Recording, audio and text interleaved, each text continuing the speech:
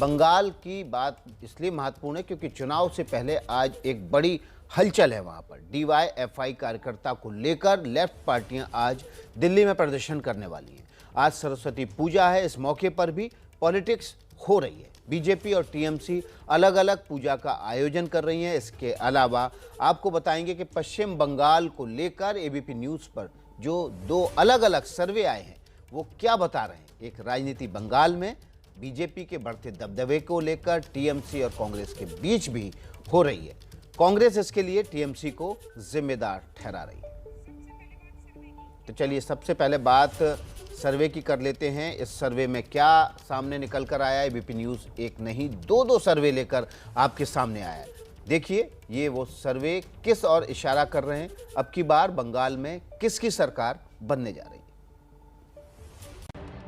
ABP news के लिए सी voter का ये सर्वे टेलीफोन से बातचीत के आधार पर तैयार किया गया है। इस सर्वे में 7,527 लोगों से बात की गई है। सर्वे 1 फरवरी से 9 फरवरी तक किया गया है। इसके अलावा सी वोटर ने वीकली स्नैप पोल भी किया है, जिसमें 2,811 लोगों से बात की गई है। सी वोटर ने इस सर्वे में कई सवाल पूछे, जिसमें पहला सवाल है, आपकी नजर में बंगाल चुनाव कौन जीतने वाला है। इसके जवाब में 43% लोग मानते हैं कि बीजेपी की सरकार बने, 35% लोग टीएमसी के समर्थन में हैं और कांग्रेस के समर्थन में 9 और सालों तक बंगाल पर राज करने वाली लेफ्ट के समर्थन में 5% लोग हैं। भले ही सी वोटर के इस सर्वे में 43% लोग मानते हों कि बीजेपी की सरकार बने, लेकिन बंगाल में मुख्यमंत्री पद के लिए सबसे बेहतर उम्मीदवार कौन होगा, इसमें अभी ममता को 52% लोगों के समर्थन के साथ पहली पसंद माना जा रहा है। दिलीप घोष के समर्थन में 25%, जबकि 4% लोग मानते हैं कि सौरव गांगुली सबसे बेहतर उम्मीदवार होंगे। अधीर रंजन चौधरी के समर्थन में 2% और शुभेंदु अधिकारी के समर्थन में 1% लोग हैं। सी वोटर के सर्वे में बीजेपी को बढ़त दिख रही है, लेकिन बंगाल की पूरी नब्ज जानने के लिए एक और सर्वे को जानना जरूरी है। एबीपी न्यूज के लिए ये ओपिनियन पोल दिल्ली के एक रिसर्च और सर्वे एजेंसी सीएनएक्स ने किया है। ये सर्वे लोगों से आमने सामने बात करके तैयार किया गया है। पश्चिम बंगाल की 294 में से 112 सीटों पर हुए इस सर्वे में 8,960 लोगों से बात की गई है। सर्वे 23 जनवरी से 7 फरवरी तक किया गया है।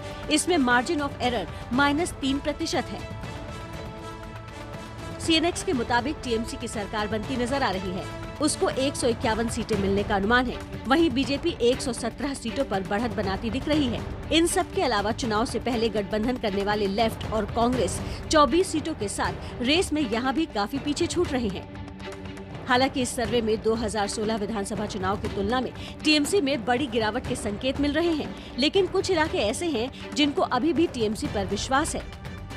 दक्षिण बंगाल की 84 में से 53 सीटें टीएमसी जीत सकती है, जबकि यहाँ बीजेपी को 16 और लेफ्ट कांग्रेस गठबंधन को 15 सीटें मिलने का अनुमान है।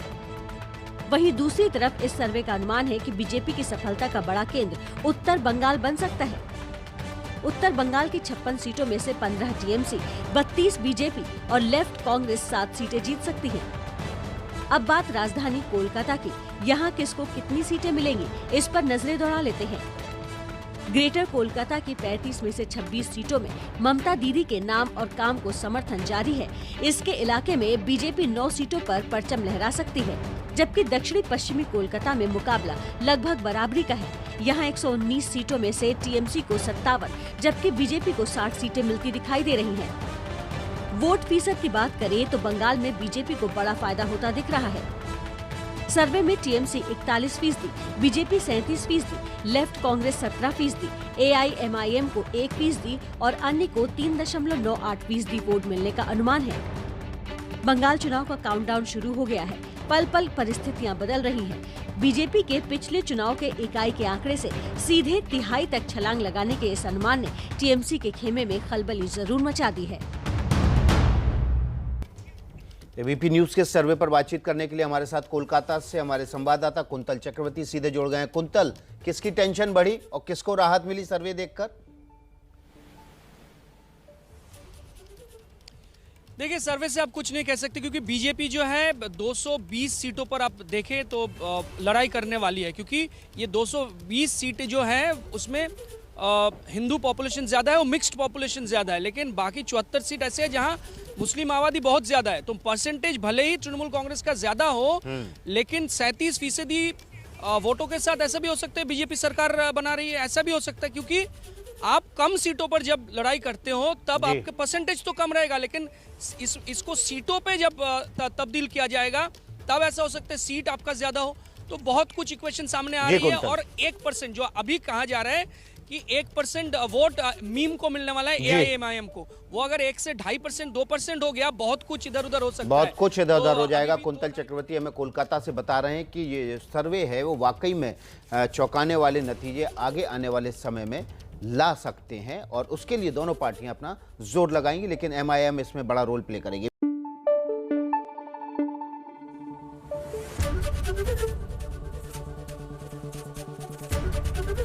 ABP न्यूज आपको रखे आगे।